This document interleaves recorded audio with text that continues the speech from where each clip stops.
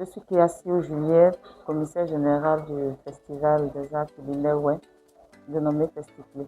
Madame la Présidente, le Festicplay atteint aujourd'hui sa 7e édition. Quel regard portez-vous sur le chemin parcouru depuis le tout premier rendez-vous? Je trouve que c'est un sentiment de satisfaction et de gratitude qui nous anime, d'autant plus que organiser un festival Ouai à Abidjan, à l'époque, ce n'était pas évident. Voilà, nous avons commencé le festival en 2019 avec beaucoup de difficultés. Aujourd'hui, par la grâce de Dieu, la grâce des chefs traditionnels, de nos festivaliers, nos cadres élus, toute la communauté, aujourd'hui le festival est devenu un événement institutionnel. Voilà, et nous en sommes fiers. Quel est le thème principal de cette année et en quoi résonne-t-il avec les défis actuels de la valorisation de la culture Ouai? Le thème de cette édition, c'est l'autonomisation des femmes et le développement durable.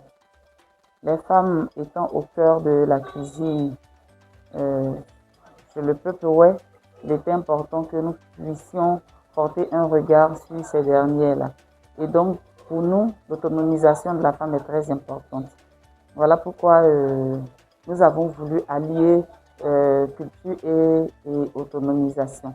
À travers le thème l'autonomisation de la femme et le développement durable, nous voulons dans un premier temps les emmener à formaliser leur activité parce que la restauration est aujourd'hui un secteur qui est très important dans l'économie de notre pays.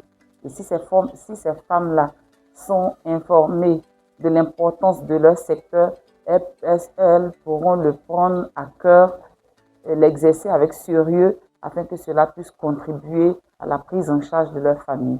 Comment le profil des festivaliers a-t-il évolué au fil des ans?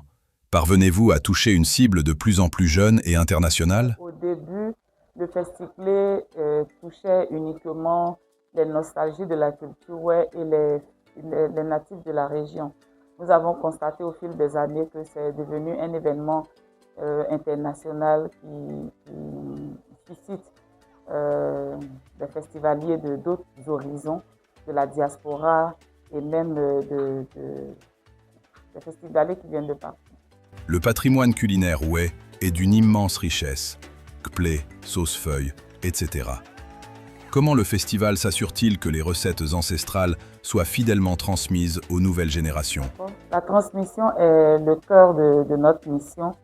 Pour cette 7e édition, nous avons mis l'accent sur les ateliers interactifs où les femmes d'un certain âge viendront présenter à la nouvelle génération comment se concoctent les mets de chez nous et aussi comment est-ce que aussi présenter les formes sous lesquelles le poulet peut se consommer.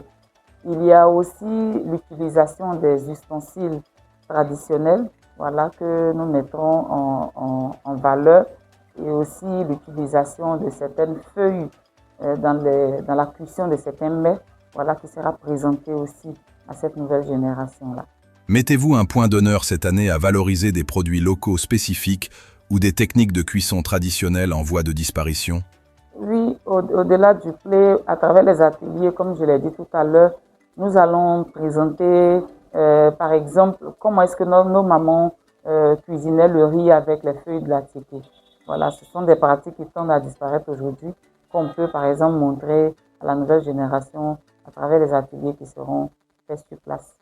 Le Festicplay est un festival d'art culinaire, mais la culture Ouai s'exprime aussi par la danse, les contes et les tenues. Comment ces différents arts s'articulent-ils autour de la gastronomie durant l'événement? Faut dire qu'en pays Ouai, la bonne nourriture se consomme toujours avec la nourriture va toujours avec la musique. Et donc, c'est vrai que l'activité principale, c'est l'art culinaire, mais il y aura des activités. C'est dit que c'est toute la culture qui sera promue, en fait, pendant le festival. Quelles sont les grandes nouveautés ou les activités inédites que les festivaliers vont découvrir cette année? Il faut dire que le festival se déroule en trois étapes. Avant l'activité en elle-même, nous organisons une sortie touristique. Et cette année, l'innovation a porté sur la sortie touristique au domaine Bini. Après quoi, nous avons organisé une journée de l'excellence qui visait à primer les meilleurs élèves de l'EPP Sikoji-BAD, qui est une école située dans le quartier qui abrite le Festiplay. Nous aurons aussi la formation des restauratrices pour leur permettre d'être plus compétitives dans le domaine qu'elles exercent. Voilà. Et pendant les 3 jours du festival, vous aurez des ateliers de formation, vous aurez le concours culinaire, le concours de beauté, le concours d'art oratoire. Et pas mal d'activités qui vont meubler ces 3 journées-là. Avez-vous ouvert les cuisines du Festicplay à d'autres régions de la Côte d'Ivoire ou à des pays frères pour favoriser un dialogue interculturel? Oui, le Festiplay est un carrefour de fraternité. On ne peut apprécier sa propre culture qu'en célébrant et valorisant celle des autres. À cet effet, pour cette édition, nous avons des peu frères et alliés qui seront avec nous, voilà, qui viendront nous présenter, partager avec nous leur culture, leur diversité culinaire également. Quel est votre grand rêve pour le Festicplay à l'horizon des 10 ans? Ambitionnez-vous une reconnaissance plus internationale, comme une inscription au patrimoine de l'UNESCO? Mon rêve le plus cher est que le Festiplay devienne un label de référence dans le domaine gastronomique dans le monde entier. Et pourquoi pas ne pas l'inscrire au patrimoine immatériel de l'UNESCO? Si vous deviez lancer un appel ou un message chaleureux aux populations Wé, à la diaspora et aux amoureux de la gastronomie africaine pour les inviter à vous rejoindre, que leur diriez-vous? Ok, à tous mes parents Wé, à tous les amoureux de la culture Wé, je vous invite à venir du 24 au 26 juillet à la place CP1 découvrir la richesse gastronomique du peuple Wé. Vous avez un programme alléchant qui vous attend et vous ne serez pas déçus. Merci. Je vous en prie.